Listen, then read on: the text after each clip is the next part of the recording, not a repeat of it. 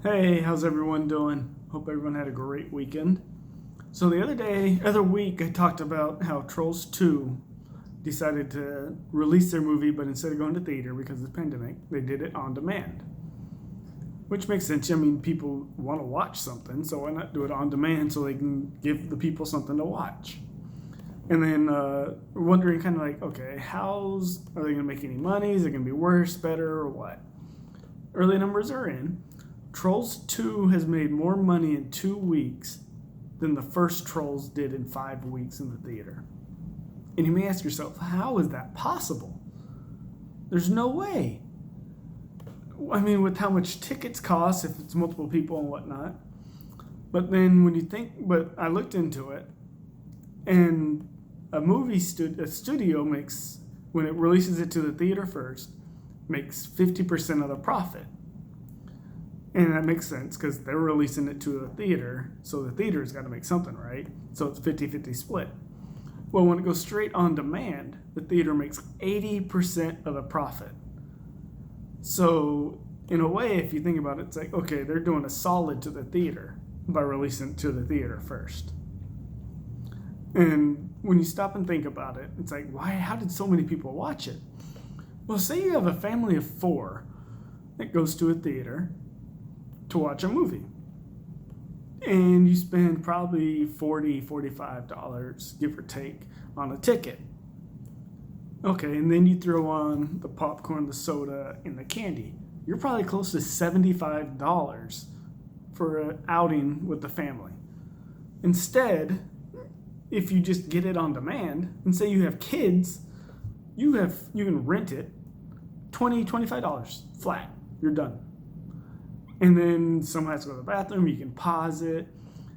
Or if you're watching with kids, you can watch it. And then if they start acting up, you can pause it and replay it once they start acting good again. Or they get tired, fall asleep, stop watching. So if you have kids or a big family, on demand is so much easier. You can watch it when you want. Don't have to worry about having to pause it, bathroom break. Oh no, what did I miss when I come back? Like, what happened? Did I miss anything good? Just pause it.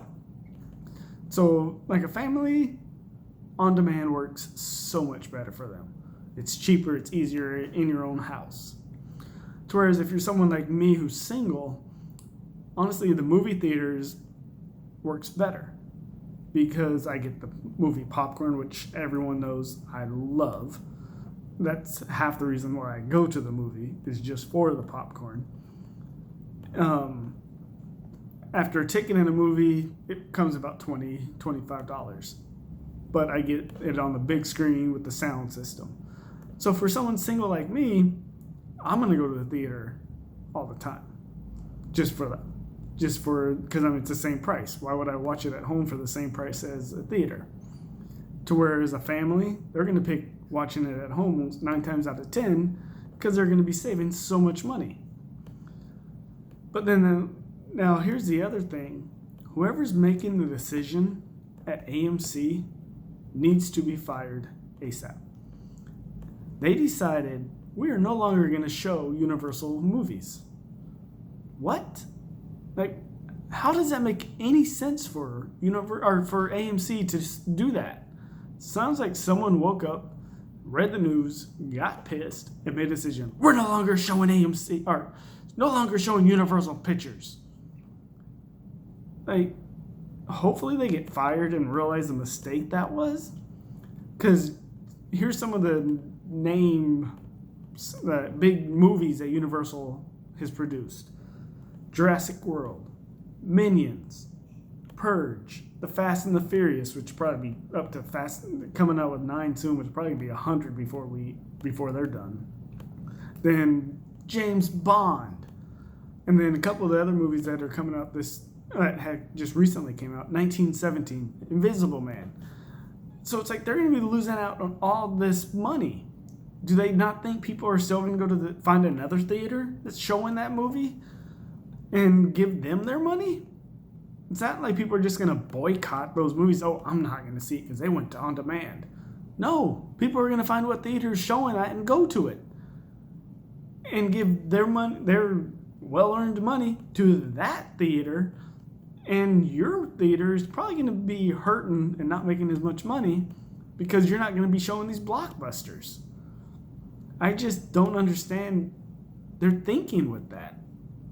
I don't know. If you have any comments, let me know. Maybe I'm missing something, but that's just what I'm thinking. Like, why would you say that? It just seems like you're losing money in the long run. But hey, maybe that's why I'm not in the theater business. In other news, this weekend is that big UFC fight. We'll see how much money they make on that. I'll keep an eye on that. Like I said, I expect it to be probably one of the most lucrative show or fights that they've shown, just because it's live. It will be pretty weird considering there's no fans.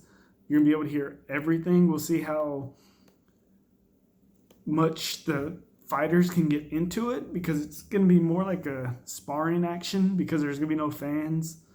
So you can't get really as much adrenaline going, but it's going to be interesting. I'll probably watch it just to see how it goes. ESPN just bought the rights for, I think it's a Japanese league, that they're going to show live games for baseball. Unfortunately, they're at like 2 o'clock in the morning Eastern time for me, which is that's not bad because it's like 10 o'clock. So for me, I'm still up at that time. So I may give that a watch to see how that goes. I read a little bit. It's one of the better Japanese leagues out there. And like I said, it sucks because it's at 2 a.m., but I'm sure there'll be a lot of people that'll TiVo it and record it so that they can watch it in the morning. Because, like I said, it's live and it's baseball. And these days you don't get much live anything. So real baseball fans, even maybe some fans that don't really care for baseball, might end up watching it just because it's something to watch, and it's action, something that they can get into. If there's anything you want me to talk about next time, I'll see you next week. Leave a comment, subscribe. Cheers.